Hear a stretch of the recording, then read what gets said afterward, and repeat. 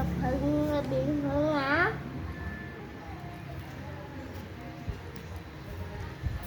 Đói bụng dữ luôn rồi. Hôm qua mà kêu đi nhất chứ mà có gì đâu mà ăn không có bụng. Nó có bụng, nó muốn ăn cuối.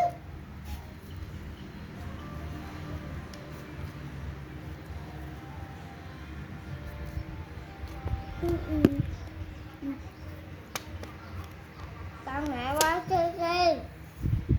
Cái con chuột ngày mới á. Còn con chuột ngày mới á. Còn con chuột ngày mới á. Ê, con chuột ngày mới nè. Mày, mày, con chuột ngày mới nè. Mày, con chuột ngày mới nè. Nó nghỉ ăn rồi mẹ quay con nào nó ăn thôi. Con chuột ngày mới nè. Con chuột ngày nè.